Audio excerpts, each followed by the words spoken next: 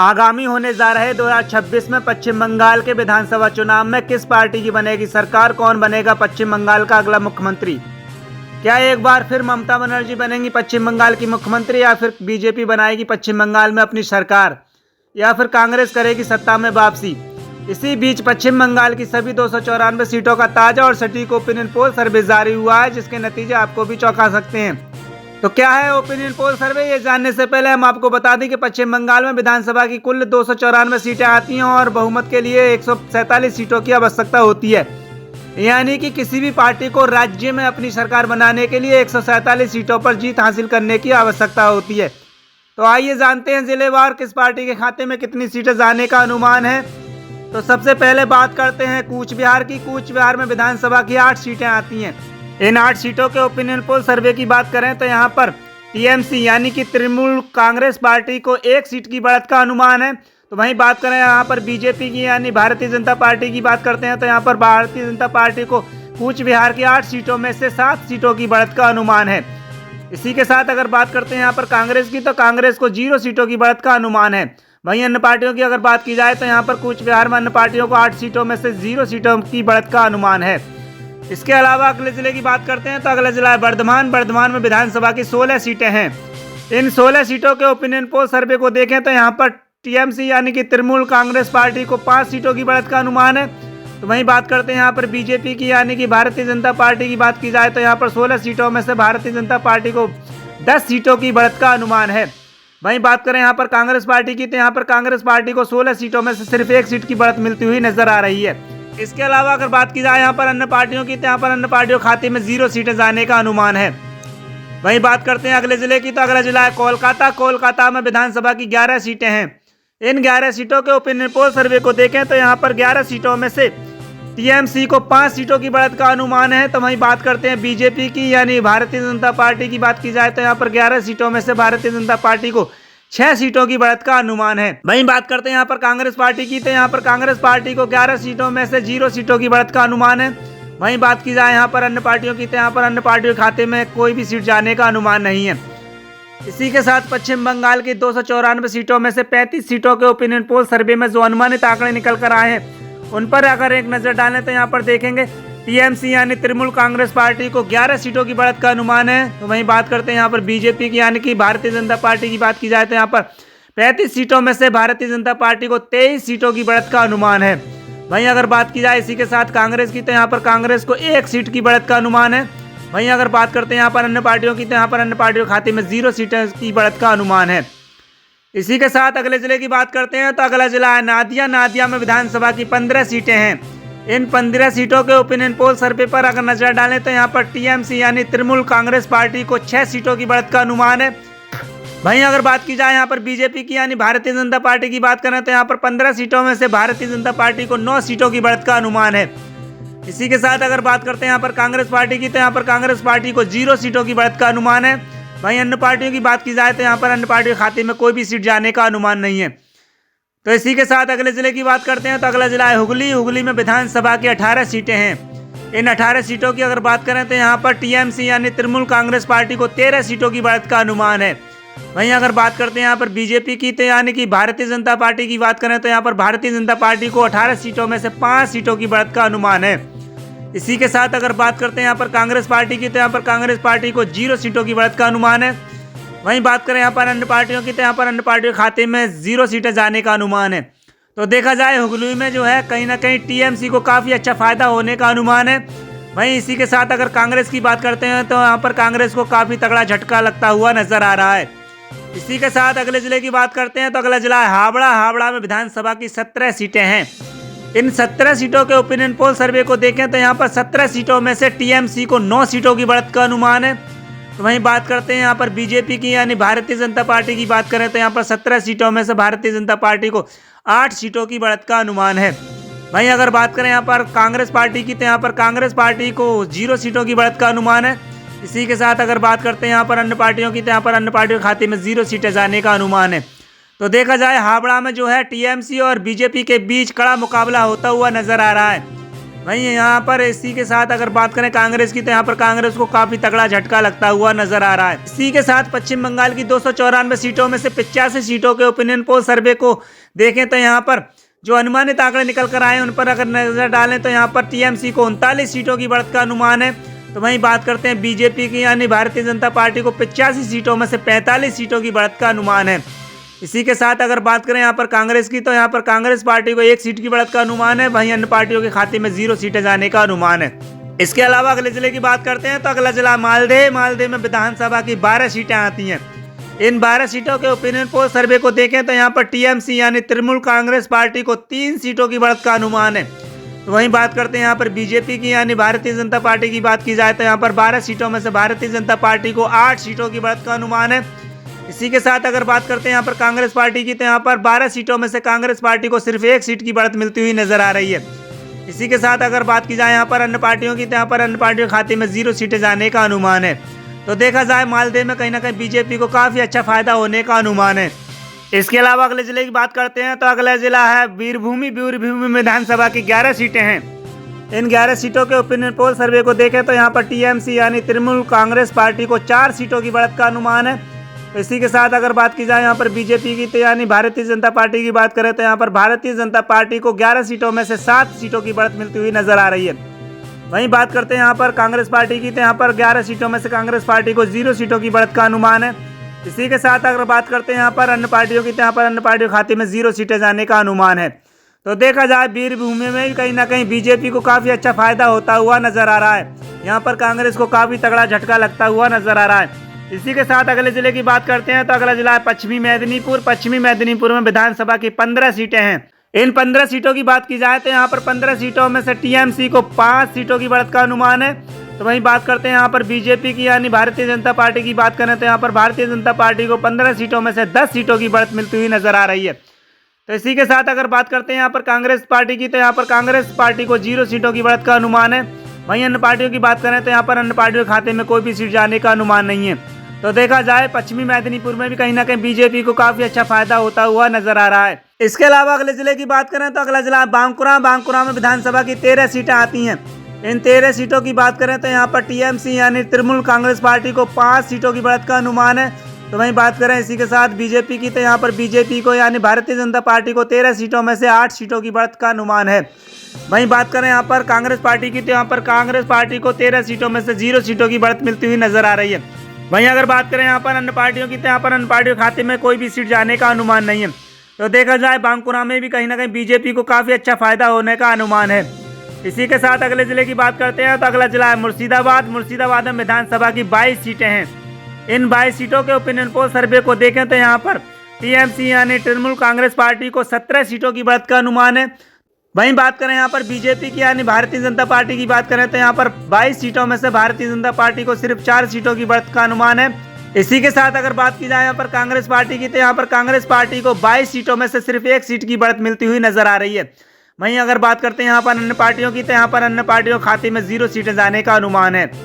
इसके अलावा अगले जिले की बात करते हैं तो अगला जिला है पूर्वी मेदिनीपुर में विधानसभा की 16 सीटें हैं। इन 16 सीटों के ओपिनियन पोल सर्वे को देखें तो यहाँ पर टीएमसी यानी तृणमूल कांग्रेस पार्टी को 3 सीटों की बढ़त का अनुमान है। तो वहीं बात करते हैं यहाँ पर बीजेपी की यानी भारतीय जनता पार्टी की बात करें तो यहाँ पर 16 सीटों में से भारतीय जनता पार्टी को 13 सीटों की बढ़त मिलती हुई नजर आ रही है। वहीं इसी के साथ बात करते हैं यहाँ पर कांग्रेस पार्टी की, तो यहाँ पर कांग्रेस पार्टी को 0 सीटों की बढ़त मिलने का अनुमान है। इसके अलावा अन्य पार्टियों की बात की जाए तो यहाँ पर पूर्वी मेदिनीपुर में अन्य पार्टियों के खाते में 0 सीटें मिलने का अनुमान है। तो देखा जाए पूर्वी मेदिनीपुर में कहीं ना कहीं बीजेपी को काफी अच्छा फायदा होता हुआ नजर आ रहा है। यहाँ पर तृणमूल कांग्रेस पार्टी और कांग्रेस पार्टी को काफी तगड़ा झटका लगता हुआ नजर आ रहा है। इसी के साथ 294 सीटों में से 174 सीटों के ओपिनियन पोल सर्वे में जो अनुमानित आंकड़े निकल कर आए हैं उन पर अगर एक नजर डालें तो यहाँ पर टीएमसी को 76 सीटों की बढ़त मिलती हुई नजर आ रही है। तो वहीं बात करते हैं यहाँ पर बीजेपी की यानी भारतीय जनता पार्टी की बात करें तो 174 सीटों में से 95 सीटों की बढ़त मिलती हुई नजर आ रही है। वहीं बात करें यहाँ पर कांग्रेस पार्टी की, तो यहाँ पर कांग्रेस पार्टी को 174 सीटों में से सिर्फ 3 सीटों की बढ़त मिलने का अनुमान है। वहीं अन्य पार्टियों की बात की जाए तो यहाँ पर अन्य पार्टियों के खाते में 0 सीटें मिलने का अनुमान है। इसके अलावा अगले जिले की बात करें तो अगला जिला है पुरुलिया में विधानसभा की 9 सीटें हैं। इन 9 सीटों के ओपिनियन पोल सर्वे की बात करें तो यहाँ पर टीएमसी यानी तृणमूल कांग्रेस पार्टी को 9 सीटों में से 5 सीटों की बढ़त मिलने का अनुमान है। तो वहीं बात करते हैं यहाँ पर बीजेपी की यानी भारतीय जनता पार्टी की बात की जाए तो यहाँ पर 9 सीटों में से भारतीय जनता पार्टी को 4 सीटों की बढ़त मिलती हुई नजर आ रही है। वहीं बात करते हैं यहाँ पर कांग्रेस पार्टी की, तो यहाँ पर कांग्रेस पार्टी को 9 सीटों में से 0 सीटों की बढ़त मिलने का अनुमान है। वहीं अन्य पार्टियों की बात की जाए तो यहाँ पर पुरुलिया में अन्य पार्टियों के खाते में कोई भी सीट जाने का अनुमान नहीं है। तो इसी के साथ अगले जिले की बात करें तो अगला जिला है दार्जिलिंग। दार्जिलिंग में विधानसभा की 5 सीटें हैं।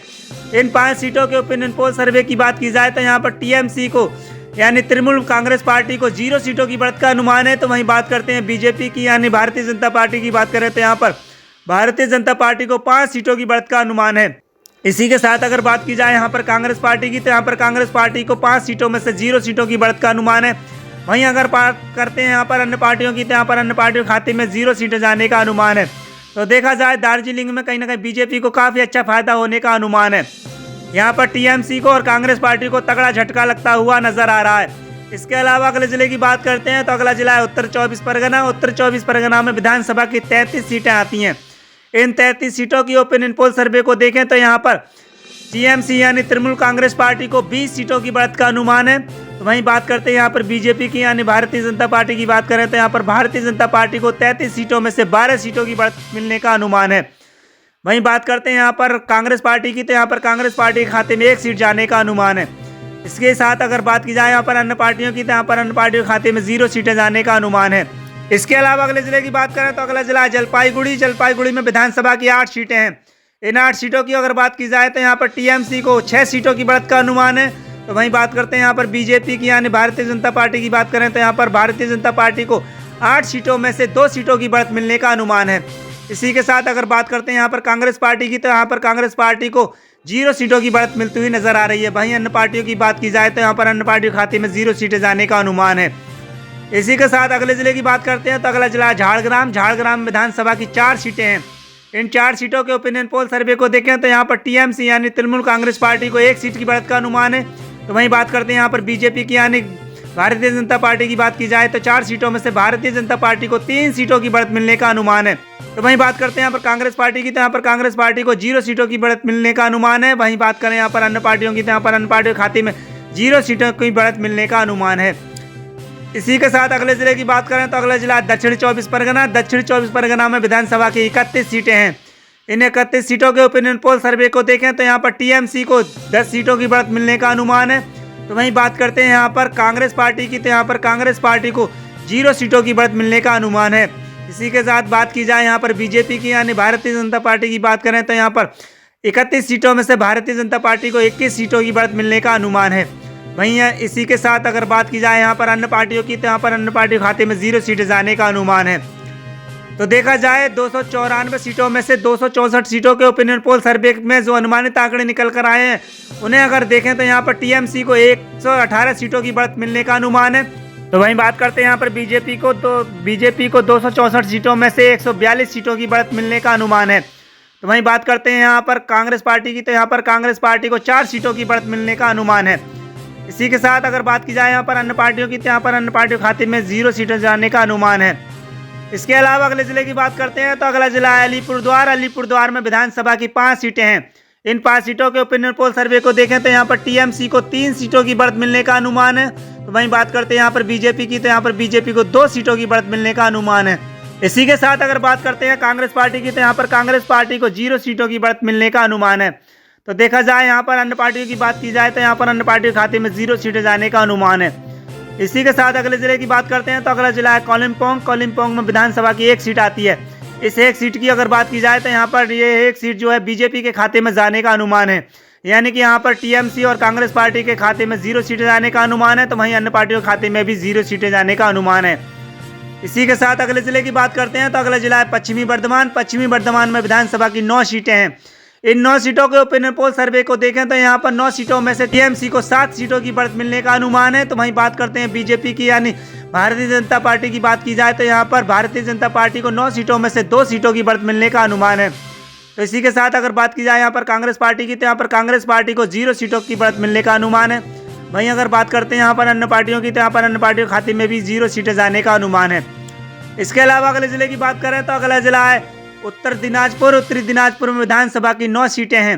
इन 9 सीटों के ओपिनियन पोल सर्वे को देखें तो यहाँ पर टीएमसी को 6 सीटों की बढ़त मिलने का अनुमान है। तो वहीं बात करते हैं यहाँ पर बीजेपी की यानी कि भारतीय जनता पार्टी की बात करें तो यहाँ पर भारतीय जनता पार्टी को 9 सीटों में से 3 सीटों की बढ़त मिलने का अनुमान है। इसी के साथ अगर बात करें यहाँ पर कांग्रेस पार्टी की तो यहाँ पर कांग्रेस पार्टी को 0 सीटों की बढ़त मिलने का अनुमान है। वहीं अन्य पार्टियों की अगर बात की जाए तो यहाँ पर अन्य पार्टी खाते में 0 सीटें जाने का अनुमान है। इसी के साथ अगले जिले की बात करते हैं तो अगला जिला है दक्षिणी दिनाजपुर। दक्षिणी दिनाजपुर में विधानसभा की 6 सीटें हैं। इन 6 सीटों के ओपिनियन पोल सर्वे को देखें तो यहाँ पर टीएमसी को 1 सीट की बढ़त का अनुमान है। तो वहीं बात करते हैं यहाँ पर बीजेपी की तो यहाँ पर बीजेपी को 5 सीटों की बढ़त मिलने का अनुमान है। वहीं इसी के साथ अगर बात करते हैं कांग्रेस पार्टी की तो यहाँ पर कांग्रेस पार्टी को 0 सीटों की बढ़त मिलने का अनुमान है। इसी के साथ अगर बात की जाए यहाँ पर अन्य पार्टियों की तो यहाँ पर अन्य पार्टियों के खाते में 0 सीटें जाने का अनुमान है। तो इसी के साथ पश्चिम बंगाल की 294 सीटों के ओपिनियन पोल सर्वे में जो अनुमानित आंकड़े निकल कर आए उन पर अगर एक नजर डालें तो यहाँ पर टीएमसी यानी तृणमूल कांग्रेस पार्टी को 135 सीटों की बढ़त का अनुमान है। तो वहीं बात करते हैं बीजेपी की यानी भारतीय जनता पार्टी की बात करें तो यहाँ पर 294 सीटों में से भारतीय जनता पार्टी को 155 सीटों की बढ़त मिलने का अनुमान है। तो वहीं बात करते हैं यहाँ पर इसी के साथ कांग्रेस पार्टी की अगर बात की जाए तो यहाँ पर कांग्रेस पार्टी को 4 सीटों की बढ़त का अनुमान है। तो वहीं अन्य पार्टियों के खाते में यहाँ पर 0 सीटें जाने का अनुमान है। हम आपको बता दें ये सिर्फ अनुमानित आंकड़े हैं। ये अनुमानित आंकड़े चुनाव होने के बाद जब रिजल्ट आएंगे तो उनसे हमारे अनुमानित आंकड़े भिन्न भी हो सकते हैं। तो पश्चिम बंगाल में मुकाबला काफी दिलचस्प नजर आ रहा है। हम आपको बता दें ये सिर्फ अनुमानित आंकड़े हैं। ये अनुमानित आंकड़े चुनाव होने के बाद जो परिणाम आएंगे उनसे भिन्न हो सकते हैं। पश्चिम बंगाल में चुनाव होने के बाद जब रिजल्ट आएंगे तभी तस्वीर साफ हो पाएगी कि पश्चिम बंगाल में किसकी बनेगी सरकार और कौन बनेगा पश्चिम बंगाल का अगला मुख्यमंत्री। और आप भी अपनी राय कमेंट बॉक्स में दे सकते हैं कि इस बार पश्चिम बंगाल में किसकी बनेगी सरकार। तो इसी के साथ हमारे चैनल को सब्सक्राइब करें और हमारी वीडियो को अपने दोस्तों में ज़्यादा से ज़्यादा शेयर करें और कमेंट बॉक्स में ज़रूर बताएं कि आप हमारी खबर को किस राज्य और किस ज़िले से देख रहे हैं और आपको क्या लगता है इस बार पश्चिम बंगाल में किसकी बनेगी सरकार। अपनी राय कमेंट बॉक्स में ज़रूर दें।